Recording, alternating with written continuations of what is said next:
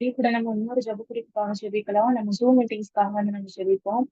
அன்பின் ஆண்டவரே, அப்பா இந்த நல்ல வேலைக்காக நான் நன்றியோடு துதிக்கிறேன், ஸ்தோத்தரிக்கிறேன் அப்பா தகப்பனே. அப்பா ஒவ்வொரு ஜூம் மீட்டிங்காக உடைய பாதத்துல வருகிறோம் அப்பா. கிரைஸ்ட்லைக்காக, டினாமிஸ்க்காக, அப்பா தகப்பனே, நேஷன் பிளேக்காக, அப்பா தகப்பனே, நீங்க எங்களுக்காக ஏற்படுத்தி கொடுத்திருக்கிற ஒவ்வொரு கூடுகைகளுக்காக உடைய பாதத்துல வருகிறோம். கர்த்தருடைய ஆவியானவர் தாமே ஒவ்வொரு கூடுகையிலேயே நீர் ஆளுகை செய்வீராக என்று ஜெபிக்கிறோம் அப்பா.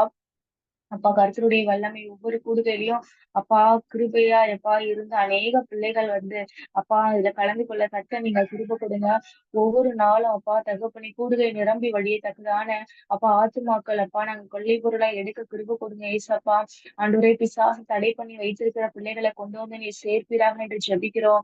அப்பா ஒவ்வொரு நாளும் அப்பா வார்த்தையை கொடுக்கறதுல இருந்து வர்ஷிப் பண்றதுல இருந்து எல்லா பிள்ளைகளையும் மறைத்து நீங்க வெளிப்படுங்கப்பா. அப்பா கர்த்தருடைய ஆசீர்வாதம், கர்த்தருடைய மகிமை அப்பா ஒவ்வொரு கூடுகையிலையும் தங்கி இருக்க முடியாது ஜெபிக்கிறோம்.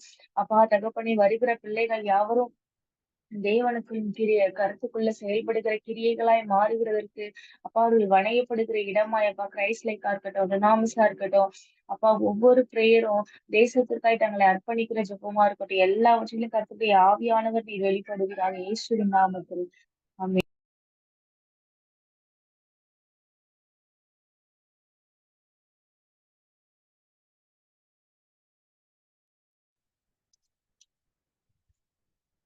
கர்த்தருடைய பரிசுத்த நாமத்திற்கு மகிமை உண்டாவதாக. இந்த காலை வேளையில கூட கர்த்தருடைய வார்த்தையை கேட்க வந்திருக்கிற ஒவ்வொருவரையும் இயேசு கிறிஸ்துவின் இணையற்ற நாமத்தினாலே உங்களை வாழ்த்தி வரவேற்கிறேன். இந்த நாள் ஆண்டுடைய வார்த்தைக்காய் அவர் சமூகத்திலே காத்திருந்து ஜெபிக்கும் பொழுது கர்த்தர் என்னோடு கூட பேசி இடைப்பட்ட வார்த்தையை நான் உங்களோடு கூட பகிர்ந்து கொண்டு உங்களுக்காய் நான் ஜெபிக்க விரும்புகிறேன்.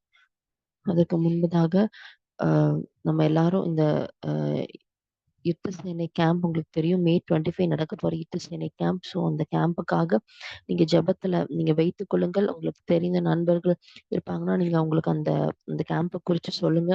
ஸோ உங்களை அருக இருக்கிறவங்களுக்கு அதை ஞாபகப்படுத்துங்க. கண்டிப்பா அவங்கள அழைச்சிட்டு வாங்க. இந்த கேம்ப் அவங்களுக்கு ரொம்ப பிரயோஜனமா இருக்கும் அவங்க ஆவிக்குரிய வாழ்க்கையில எழும்புகிறதற்கு. ஸோ இதுக்காக ஜெபித்து நம்ம அநேகர் அழைத்து கொண்டு வந்து அங்க வந்து ஆசீர்வாதத்தை பெற்றுக்கொள்ள போகிறோம். இப்பொழுதும் கூட நம்ம ஆண்டோடைய வார்த்தைக்கு நேராய் போகலாம். என்னோடு கூட திரும்புங்கள். பிரசங்கியின் புஸ்தகம் 10வது அதிகாரம் 1வது வசனம். பிரசங்கி 10:1. செத்த ஈக்கள் தைலக்காரனுடைய பரிமள தைலத்தை நாரி கெட்டு போக பண்ணும். ஞானத்திலும் கனத்திலும் பேர் பெற்றவனாகி சொற்ப மதியீனமும் அப்படியே செய்யும்.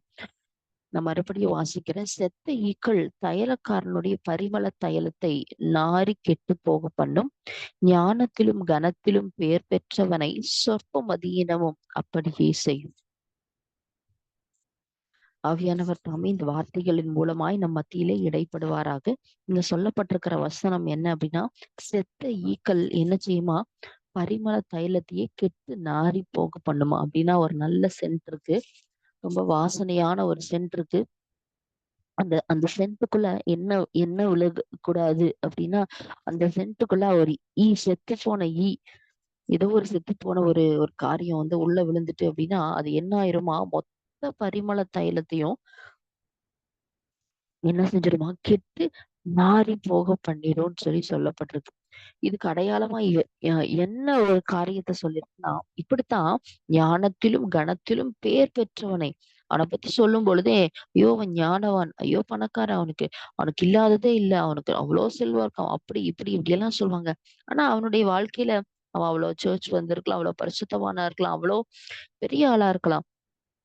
ஆனா அவனுடைய வாழ்க்கையில ஒரு செத்த ஈக்கள் போன்ற ஒரு காரியம் வந்து அவன் பரிமள தைலம் போல புகழப்படுகிற அவனுடைய வாழ்க்கையில விழுந்துட்டு அப்படின்னு சொன்னா, அவைகள் என்ன ஆயிரும், கெட்டு அவைகள் கெட்டு நாரி போகனது போல, அந்த பரிமள தைலம் எப்படி நாரி போகுதோ அந்த மாதிரி அவனுடைய சொற்ப மதியினத்தினால அவனுடைய வாழ்க்கையும் பரிமள தைலம் போன்று பிறருக்கு ஆசீர்வாதமா இருக்க வேண்டிய அவனுடைய வாழ்க்கையும் என்ன ஆயிரும் அப்படின்னா கெட்டு நாறி போய்விடும். அப்படின்னா பிறருக்கு உபயோகம் இல்லாமல் போய்விடும் அப்படின்னு சொல்லலாம். ஆண்டவரை பிரதிபலிக்க முடியாம போய்விடும் அப்படின்னு சொல்லலாம். நம்ம எப்படி வேணாலும் சொல்லலாம். இன்னைக்கு ஏசப்பா அந்த வார்த்தையின் மூலமாய் தான் நம்மோடு கூட பேசி இடைப்பட்டு கொண்டிருக்கிறாங்க. நம்ம கிட்ட என்ன ஒரு செத்து போன ஈக்கள் அப்படின்னா செத்த கிரியைகள் அப்படின்னு வச்சுக்கலாம். எந்த செத்த கிரியைகள் நம்மை உலர்ந்த எலும்புகள் போன்ற நம்மளுடைய வாழ்க்கையாக்கி கொண்டிருக்கிறது? எந்த செத்த ஈக்கள் நம்மையும் உயிரற்றதாய் மாற்றி கொண்டிருக்கிறது? எந்த செத்த ஈக்கள் நம்மையும் கத்தரிக்காய் பிரகாசிக்க முடியாதபடிக்கு நம்மை வைக்கிறது? எந்த இடத்துல நம்ம அப்படி இருக்கிறோம்? இன்னைக்கு ஏசப்பா கிட்ட நம்ம கேட்டு நம்ம என்ன செய்து கொள்ள போகிறோம்? அதை நம்மை சரி செய்து கொள்ள போகிறோம். ஆனா அந்த செத்த ஈக்கள் தைலக்காரனுடைய மொத்த பரிமள தைலத்தையும் கெட்டு நாறி போக பணிந்தது போல நம்ம வாழ்க்கையிலயும் சின்ன சின்ன சொற்பம் அதிகேனும் இருக்குமானார், ஐயோ நான் சின்னதா கோவம் தான் படுவேன், சின்னதா ஏதோ தெரியாம அந்த ஒரு சின்ன ஒரு சினிமா மட்டும் பார்த்துருவேன், இது ஒரு சின்ன ஒரு காரியம், சின்ன ஒரு தவறு, சின்ன ஒரு மதியீனம் அவை என்ன செய்யும்? நம்ம மொத்த பரிமள தைலமாய் நம்மை இயேசு கிறிஸ்து இயேசு கிறிஸ்து வாசனையா நீங்க இருக்கிறீங்கன்னா அந்த சின்ன செத்த ஈக்கள் பரிமள தைலத்தை கெட்டு நாறி போக பண்ணும். இன்னைக்கு நம்மளுடைய வாழ்க்கையில அப்படிப்பட்ட ஒரு காரியங்கள் இருக்கா அப்படின்னு சொல்லி நம்மை நாமே நிதானித்து சரி செய்து கொள்வதற்கு நாம் அழைக்கப்படுகிறோம். எங்கெல்லாம் நம்ம அப்படி இருக்கிறோம், எங்கெல்லாம் நாம் சரி செய்து கொள்ளல, எங்கெல்லாம் சரி செய்து கொள்ளாத ஒரு ஒரு செத்த ஈக்கள் நிறைந்த ஒ- ஒ- ஒரு ஒரு செத்த ஈக்கள் நிறைந்த ஒரு வாழ்க்கை நமக்குள்ள காணப்படுகிறது. அது அது மொத்த பரிமள தைலத்தையும் கெட்டு நாறி போக பண்ணும் என்று சொல்லப்பட்டிருக்கிறது. சொற்பம் அதிகீனம். இதை வாசிக்கும் பொழுது எனக்கு ஆண்டவர் இதை தியானிக்கும் பொழுது யோசுவாவின் புஸ்தகத்துல ஆண்டவர் ஒரு காரியத்தை ஞாபகப்படுத்தி காண்பித்தார். 7வது அதிகாரத்துல நீங்க வாசித்தீங்க அப்படின்னு சொன்னா, இவர்கள் அந்த எரிகோ பட்டணத்தை ஜெயிச்சுட்டு இவங்க வரும் பொழுது, எரிகோ பட்டணத்தை ஜெயிச்சுட்டு வரும்பொழுது ஆண்டவர் சொல்லியிருப்பாரு, அங்கிருந்து நீங்க எந்த ஒரு காரியத்தையும் எடுத்துக்கொள்ள வேண்டாம், அது சாபமானதுன்னு சொல்லியிருக்கும் போது கூட அவர்களில் ஒருவன், யோசுவாவோடு இருந்த கூட்டத்தில் ஒருவன் என்ன பண்ணுவான்னா, சாபத்தீடானதை எடுத்து துரோகம் பண்ணுவான். அது அப்படின்னா அதை எடுத்து அவன் பதுக்கி வைத்துக் கொள்ளுவான். தன்னுடைய கூட்டத்தார் யாருக்கும் தெரியாதபடிக்கு அதை எடுத்து தனக்குன்னு எடுத்து வைத்துக் கொண்டதுனால கர்த்தருடைய கோபம் அவன் மீது கொண்டது. அவன் பெயர் ஆகான். அவன் என்ன செய்கிறான் அப்படின்னு சொன்னா, இதை எடுத்து வச்சிடுறான். இப்ப அடுத்து இவங்க பட்டணத்தை பிடிக்க போகணும். இதை வேவு பார்க்கறதுக்கு ஆட்கள் அனுப்புறாங்க. திரும்பி வந்து சொல்றாங்க, இந்த ஜனங்கள் அவனை நோக்கி சொல்றாங்க, ஜனங்கள் எல்லாரும் போக வேண்டியது எல்லாரும் நம்ம போக வேண்டியது இல்ல, 2000 3000 பேர் போய் பட்டணத்தை முறியடிக்கலாம். ஆனா ஏற்கனவே எரிகோவை முறியடிச்சாச்சு. அந்த ஒரு ஒரு ஒரு தைரியம் அவங்களுக்கு இருக்கிறது. அவங்க சொல்றாங்க, இது ஈஸியா முறியடிச்சிடலாம், கொஞ்சம் பேர் தானே அப்படின்னு சொல்றாங்க. ஜனங்கள் ஏறக்குறைய 3000 பேர் அவர் அவ்விடத்துக்கு போனாங்க. ஆனாலும் மனுஷருக்கு முன்பாக என்ன செய்தாங்களாம்? முறிந்தோடி போனார்கள் அப்படின்னு சொல்லப்பட்டிருக்கு. இப்ப எப்படி முறிந்தோடி போனாங்க? எப்ப இஸ்ரவேலர்கள் போனாலும் கர்த்தர் கூட இருந்திருக்கிறார். யுத்தம் அவர்களுக்காகவே நடந்திருக்கிறது. கர்த்தர் யுத்தத்தை செய்திருக்கிறார். ஜெயத்தை பெற்றுக் கொண்டிருக்கிறாங்க. இங்க சாதாரணமா இல்ல. அநேக ஜனங்களை, அநேக தேவ ஜனங்களை நடத்தக்கூடிய உன்னத பொறுப்புல ஒரு தேவ மனிதனான யோசுவா கர்த்தர் வைத்திருக்கிறார். இப்ப யோசுவா தலைமை தாங்கி நடத்தி கொண்டிருக்கிற இந்த ஒரு கூட்டத்துல இப்படி ஒரு காரியம் நடந்துட்டுன்னு சொல்லி எல்லாரும் கர்த்தருக்கு பெட்டிக்கு முன்பதாக எப்படி விழுந்தாங்க, முகங்குப்புற விழுந்தாங்கன்னு போட்டிருக்கு. தங்கள் தலைகளின் மேல் புழுதியை போட்டுக்கொண்டு கிடந்தார்கள். ஐயோ இப்படி நீங்க எங்களை கடக்க பண்ணினீங்களே, எங்களை அங்கே இருந்திருந்தா அப்படியே மன திருப்தியா இருந்திருப்போமே, நாங்க இங்க வந்து முதுகு காட்டிட்டோமே, இஸ்ரவேலர்கள் இங்க வந்து நாங்க இப்படி தோத்துட்டோமே அப்படின்னு சொல்லி அவர் பெட்டிக்கு முன்பதாக நின்று அழுகும் பொழுது ஆண்டு சொல்லார், நீ இஸ்ரவேலர்கள் பாவம் செய்தார்கள், நீ இப்படி ஏன் யோசுவா முகங்குப்புற விழுந்து கிடக்குற? அவங்க உடன்படிக்கை மீறி நாங்க சாபத்தீடானது எடுத்துக்கொண்டாங்க, களவு செய்ததும் வஞ்சித்ததும் பண்டம் வாடிகளுக்குள்ளே வைத்ததும் உண்டு. இஸ்ரவேல் புத்திரர் தங்கள் சத்துருக்களுக்கு முன்பாக நிற்கக்கூடாமல் சத்துருக்களுக்கு முதுகை காட்டினார்கள். அவர்கள் சாபத்தீடானார்கள். நீங்கள் சாபத்தீடானதை உங்கள் நடுவில் நிக்கிரகம் பண்ணாவிட்டால் இனி உங்களோடு இரேன் என்று சொல்லி கர்த்தர் சொல்றார். என்ன அப்படின்னா, நீங்க உடன்படிக்கையை மீறிட்டீங்க, இஸ்ரவேலர்கள் மீறிட்டாங்க. அவங்க என்ன செய்யக்கூடாதுன்னு எடுத்துக்க கொள்ளக்கூடாது அப்படின்னு சொன்ன அந்த செத்த ஈக்களின் காரியத்துல அவங்க என்ன செஞ்சுட்டாங்க அப்படின்னா, அது ஒரு செத்த கிரியைகள், சாபத்தீடானவைகள். அவைகளை எடுத்து களவு செய்ததும், வஞ்சித்ததும், அது பண்டம்பாடிகளுக்குள்ளே வைத்துக் கொண்டதும் உண்டே. இப்படி அதை அவங்க மறைத்து வைத்துக் கொண்டாங்க. இப்ப சத்துருக்களுக்கு முன்பாக நிற்கக்கூடாமல் சத்துருக்களுக்கு அவங்க என்ன செய்துட்டாங்க? முதுகை காட்டிட்டாங்க. அவர்கள் அவர்கள் சாபத்தீடானார்கள்.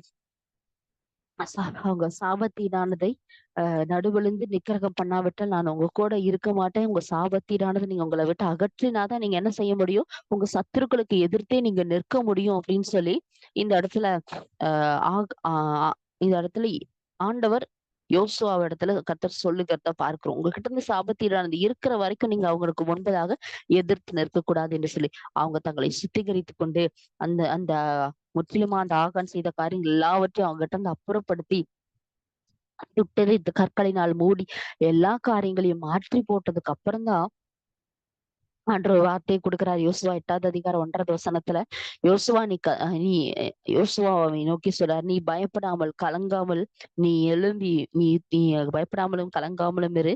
நீ உங்க யுத்த ஜனங்கள் யாவரையும் நீ கூட்டிக் கொண்டு போ, ஆயப்பட்டணத்துக்கு எதிராக போ. அந்த ராஜா அந்த நாட்டை அந்த பட்டணத்தை எல்லாவற்றையும் நான் என்ன செய்தேன், உன் கையில ஒப்பு கொடுத்தேன் என்று சொல்லுகிறார்.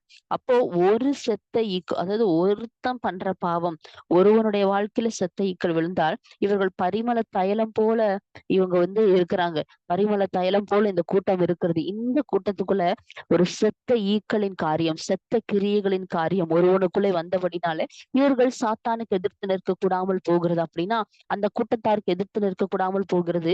இப்ப ஆண்டவர் சொல்றாரு, நீங்க உங்க காரியத்தை மாத்திக்கலன்னா நான் உங்களை நிக்கிரகம் பண்ணுவேன். நீங்க அந்த உங்களோட எதிரிகளோடு கூட எதிர்த்து நிற்க முடியாது என்று சொல்லுகிறார். அப்ப அவங்க தங்களுக்குள்ள வஞ்சித்து கொண்டவைகளை எடுத்து போடும்படிக்கு தங்களை ஒப்பு கொடுக்குறாங்க, சரி செய்து கொள்றாங்க. அதுக்கப்புறம் அவங்க ஆயுள் பட்டணத்துக்கு எதிர்த்து போறாங்க.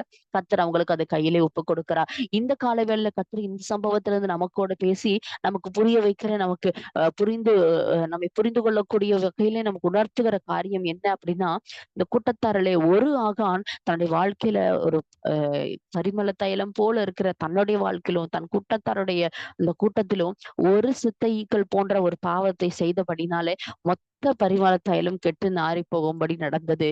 மொத்த கூட்டத்தாரும் தோற்கப்பட்டு போனாங்க. மொத்த கூட்டத்தாரும் அந்த இடத்துல அவமானப்பட்டு புறமுதுகு காட்டி ஓடி வந்தாங்க. அவங்க அங்க அப்படிதான் சொல்லிருக்கு. இஸ்ரவேலர்கள் அங்க அந்த வசனத்துல சொல்லப்பட்டிருக்கு. அவங்க என்ன செய்தாங்க இஸ்ரவேலர்கள், ஐயோ இப்படி முதுக காட்டி ஓடி வந்துட்டோமேன்னு சொல்லி அவங்க புலம்புறாங்க ஆண்டவர் சமூகத்துல.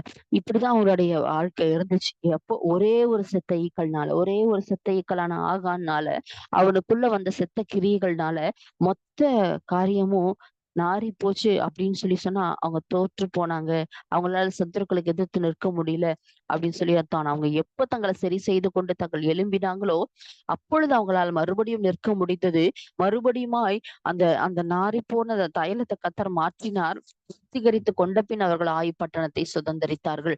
இன்னைக்கு நம்ம எவ்வளவு பெரிய ஞானமும் கனமும் பெற்ற பெரிய ஆளா இருக்கலாம். நம்ம நம்ம அவ்வளோ பெரிய ஞானியா இருக்கலாம். ஆனா நம்மளுடைய வாழ்க்கையிலும் ஒரு சின்ன மதியீனம், ஒரு சின்ன ஒரு செத்த ஈக்கள் போன்ற செத்த கிரியைகள் நம்மை கர்த்தரை துக்கப்படுத்துகிற இந்த ஆகான் செய்தது போல மறைத்து வைக்கப்பட்டிருக்கிற பாவங்கள், மறைத்து வைக்கப்பட்டிருக்கிற காரியங்கள், கர்த்தரை வேதனைப்படுத்துகிறதான துக்கங்கள், இதனாலதான் நம்மளால சாத்தானை எதிர்த்து நிற்க முடியல. நம்ம வாழ்க்கையில நம்மை அலக்களிக்கிற பிசாசை எதிர்த்து நம்ம நிற்க முடியல. இந்த காலவேளையில கர்த்தர் நமக்கு ஒரு பலத்தை நமக்கு இந்த காலவேளையில கொடுக்க விரும்புகிறார். நம் வாழ்க்கையில செத்த ஈக்கள் இருந்தா, செத்த கிரியைகள் இருந்தா, நம்ம வாழ்க்கை பரிமள தைலம் போல இருக்கிற நம்ம வாழ்க்கை அதை கெட்டு நாறி போக பண்ணும்.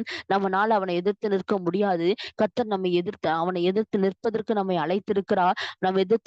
நம்ம ஏன் எதிர்த்து நிற்க முடியல அப்படின்னா, இப்படிப்பட்ட ஒரு சாபங்கள், இப்படிப்பட்ட செத்த ஈக்கள் நம்ம வாழ்க்கையை நம்மை தோற்று போக செய்தது. நம்மளோட கூட்டத்தை ஒருத்தன் தப்பு செய்தது நிமித்தம் இஸ்ரவேலர்கள் ஃபுல்லா தோத்து போனாங்க.